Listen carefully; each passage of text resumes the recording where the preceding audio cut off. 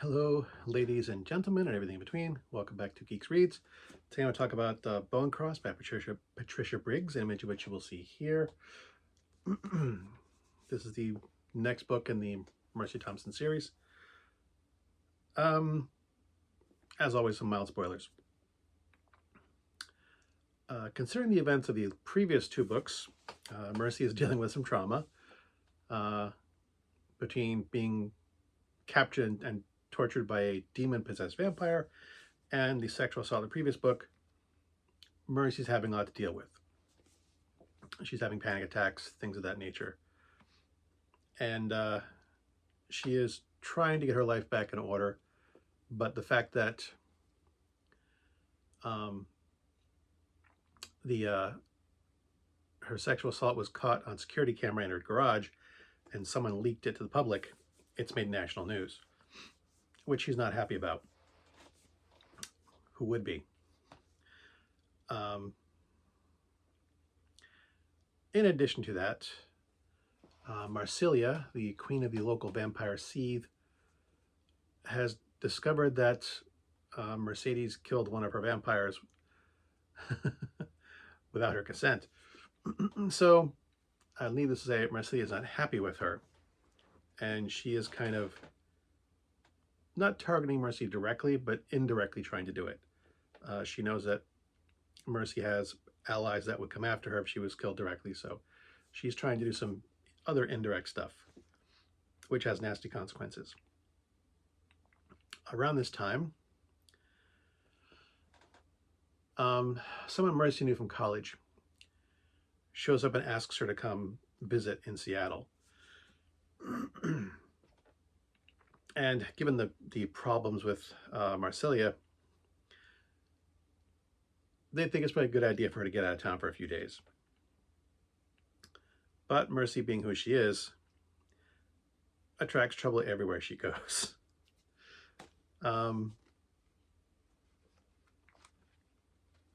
There's more to it than that, but I try to keep spoilers to a minimum unless I have something specific to discuss.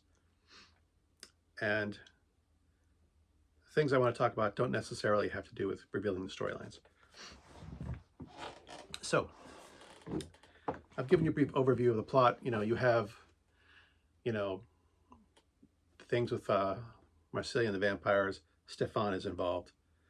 You do learn a bit more about the local vampires in the Tri-Cities area where Mercy lives.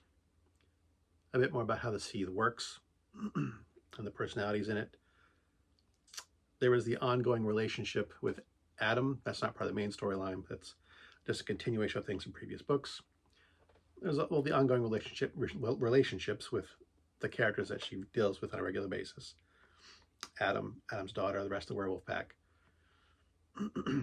But the main thrust of this story is Marsilia's unhappiness with the seethe and Mercy's visit to Seattle for her college acquaintance. I'm not sure if they were close friends in college. I don't think they were. It's more like she was a friend of a friend, someone that they knew and partied with. Anywho.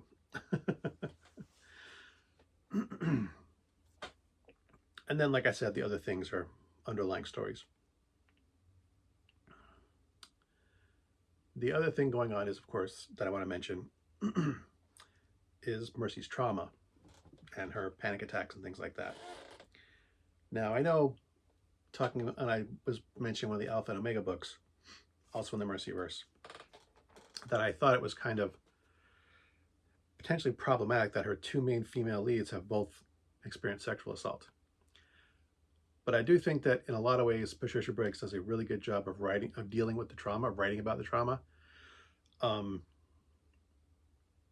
two characters deal with them differently. Anna from the Omegaverse deals with her trauma very differently than Mercy does, but they also both have very different personalities.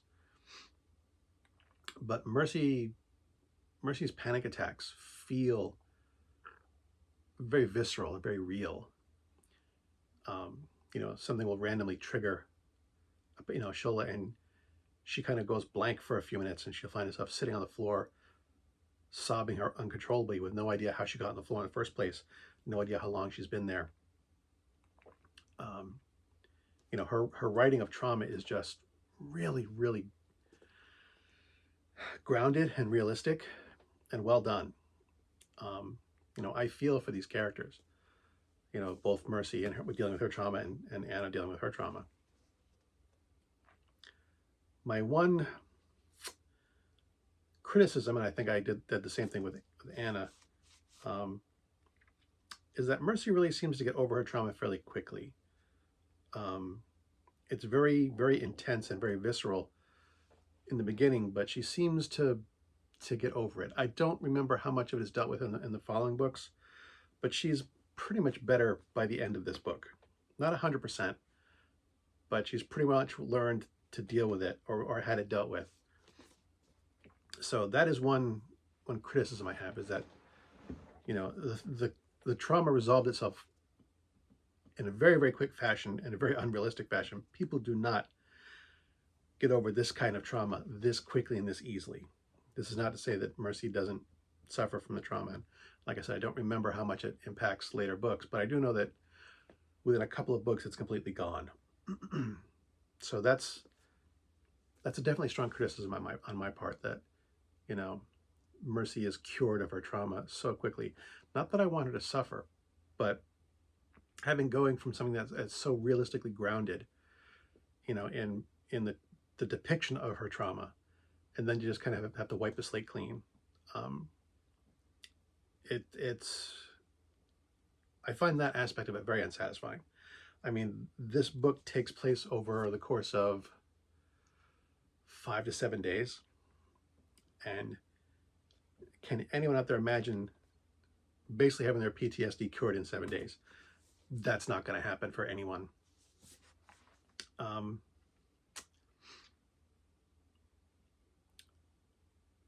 And this book took a while to get going. Like, I think, like the Seattle part of the storyline wasn't even introduced until like 100 pages in. So that took a while. It took a while to get going. But then this book's only 280 pages long, less than 300 pages. And so it resolves itself. Everything resolves itself very, very quickly. This is all over very, very, very quick. The setup, the resolution, it all happens very quick. And not that it's not entirely unrealistic, but it's convenient. It's conveniently quick. Things just kind of, oops, we're done now. All is, all is finished. It's like, it's, yeah, I don't know what other way to describe it, but convenient. Now, these stories aren't really heavy. They're pretty lighthearted, in spite of the trauma from sexual assault and other things. But they're not dealing with heavy, for the most part, with heavy philosophical questions.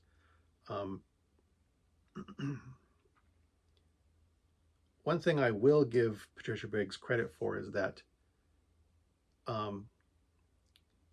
aside from the criticisms I've given, it feels emotionally very grounded. Not all the characters. I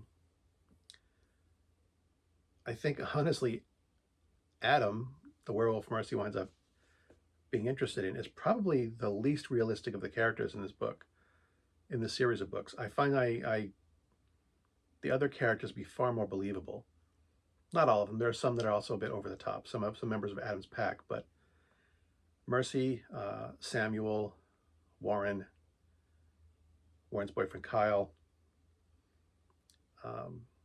Z, the mentor, the Fae who sold her the garage, her mentor and mechanics. Even some of the vampires, their reactions seem very, very realistic and very grounded. Adam is kind of, he was made a vampire in the 1950s, so he's very old-fashioned, and I like him as a character, but like I said, he's a bit less grounded a bit less grounded and realistic than some of the other characters, in spite of the fact that I like him. But I also think that's one of, to get back to what I was talking about, the characters seem grounded and realistic. She has a knack for writing characters, especially in her modern urban fiction, characters that I think I would enjoy meeting and talking to. Again, not all of them. I don't think that I would be friends with Mercy. She is short-tempered and irritable, and she's a very prickly character. Not overly friendly, but I think I might enjoy meeting her and talking to her. I think, you know, as an acquaintance. Some of the werewolf pack I think I'd get along with well. Not all of them, certainly not Adam, but yeah, they're characters that I find interesting. I think I would like to meet. And the same thing with the Alpha and Omega books. I'm going to have to read some of our other books to get... It's been so long since I've read our other stuff. So maybe one of the next books I read. I think this is a good addition to the series. I think it has a continuation of the story. I think this...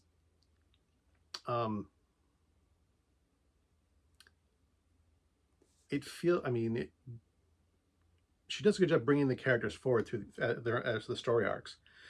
You know, all the characters are progressing in their story arcs. We have more to learn about the vampires. We have more to learn about Mercy and Adam and Samuel and Z and his son Tad. And all these characters have ongoing story arcs. It's not just all about Mercy.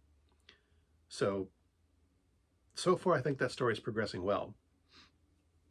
You know, aside from my few complaints that, you know, it took a while to get going, Mercy's trauma is healed too quickly for convenience, and the story resolves itself very quickly. A good solid addition to the series. And I did enjoy rereading it. Even though, I mean, I read it in a couple days. So anyway, that's all I got to say about that.